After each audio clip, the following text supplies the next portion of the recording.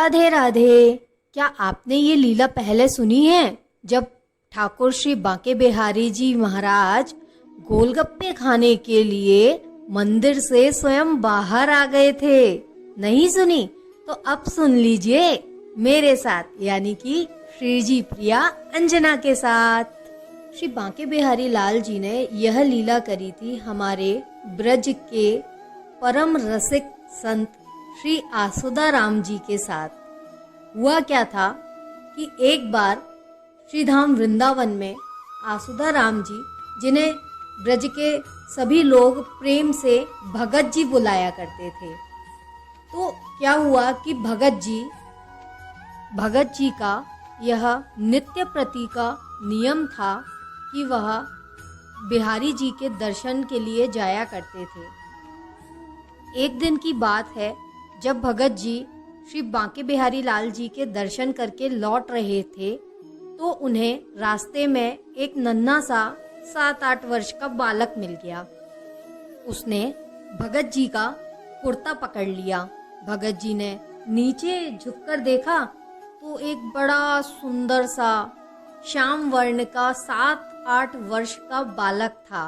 बड़ी मासूमियत से भगत जी की ओर निहार रहा था और इशारा करके कहता है, गोलगप्पे।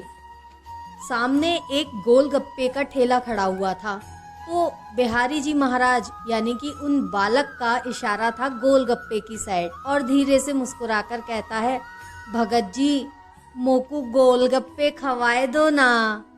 तो भगत जी बड़े प्रसन्न होके बोले, हाँ हाँ क्यों नहीं, खा लो ना।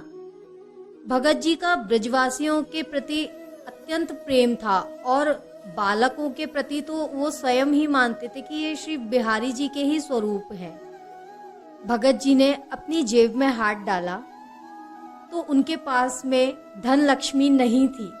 देखिए, जो हमारे संत रसिक जन होते हैं उनके पास धन का बड़ा अभाव होता है, क्योंकि वो तो भगवत प्रेमी होते हैं, उन्हें धन का लोभ नहीं रहता, ना ही वो धन संचय करते हैं, इसलिए आवश्यकता अनुसार ही धन रखते हैं। ऐसे तो कभी कभार भगत जी थोड़ा बहुत धन लेकर चलते थे, लेकिन आज उनके पास कुछ भी नहीं था। तो भगत जी ने बड़े विनम्र भाव से उस बालक से कहा कि लाला, मैं तोकू कल गोलगप्पे खवा दूं। लाला ने बड़ी उदासीन सूरत बनाते हुए कहा, मोकू तो आज ही गोलगप्पे खाने हैं, भगत जी खवा दो ना, भगत जी खवा दो ना। उस बालक की इतनी मनुहार सुनकर भगत जी का जी पिघल गया। अब चूंकि वो गोलगप्पे के ठेले वाला मंदिर के बाहर ही खड़ा था और भगत जी को सभी जानते ही थे वहाँ के, क्योंकि पहले भीड़ नहीं हुआ करती थी इतनी ज़्यादा जैसी कि आज श्रीधाम वृंदावन में होती है। ये करीब 100 से 150 साल के भीतर की ही लीला है, इसलिए ज़्यादा पुरानी नहीं है।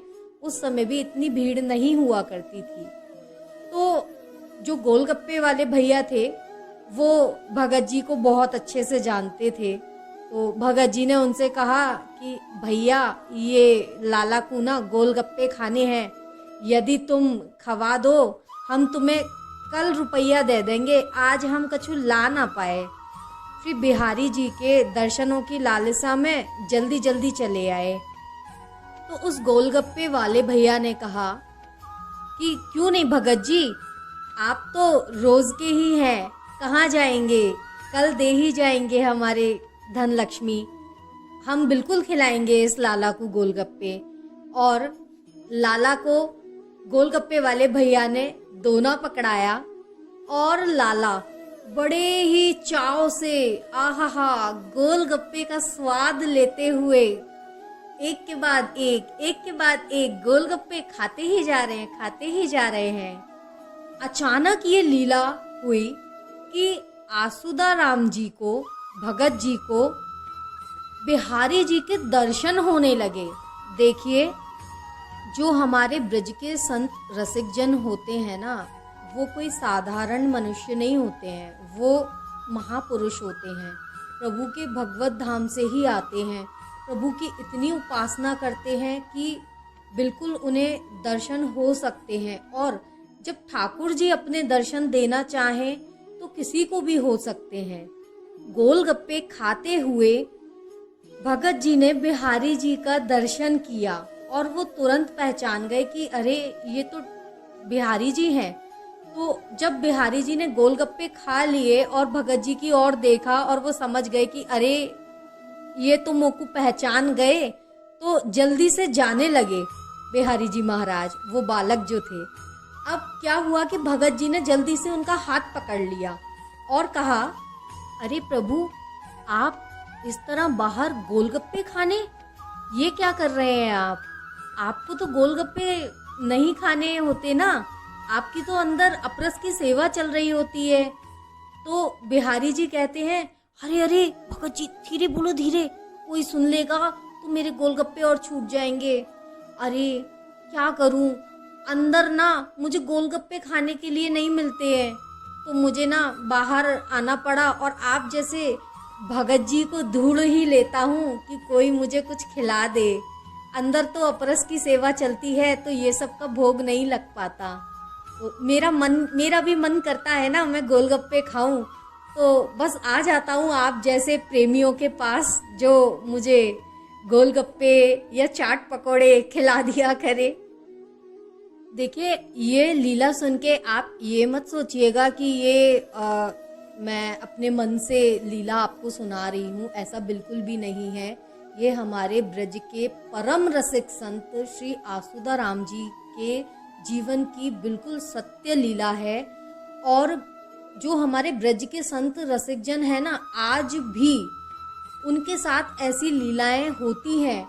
और केवल उन्हीं के साथ नहीं, हम जैसे लोग भी अगर प्रेम भाव रखकर श्रीधाम में जाएंगे और ठाकुर जी कब हमारे साथ कैसी लीला कर दें कोई नहीं कह सकता। ये मेरा आज भी विश्वास के साथ होता है। जो लोग भरोसा करते हैं ठाकुर जी पर कि नहीं ऐसा होता है, ठाकुर जी किसी न किसी रूप में आकर आपके साथ लीला कर देते हैं।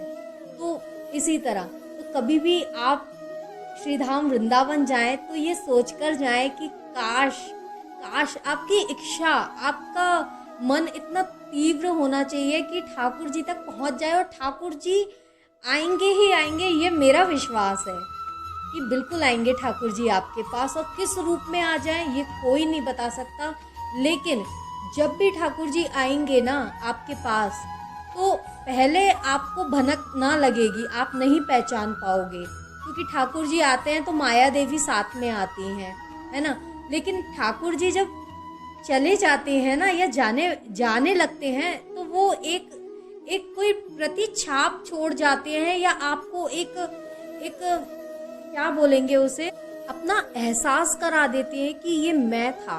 आप बार बार सोचने पे मजबूर हो जाएंगे, आपकी आंखों से आंसू बहने लगेंगे। और ये सच में ऐसा होता है। आप लोग पूरे मन से, पूरे विश्वास से श्रीधाम जाइएगा, प्रभु से प्रार्थना कीजिएगा। श्री जी और ठाकुर जी आज भी नित्य श्रीधाम वृंदावन में कुंज गलियों में भ्रमण करते हैं। कब आपसे टकरा जाएं नहीं पता।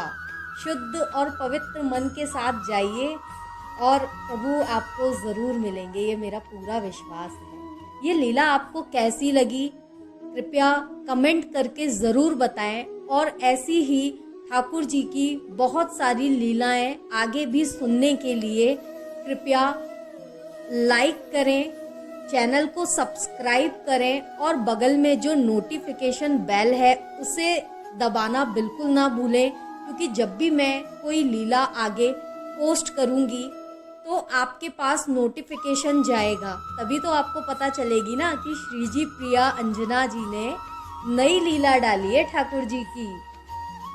श्री राधे।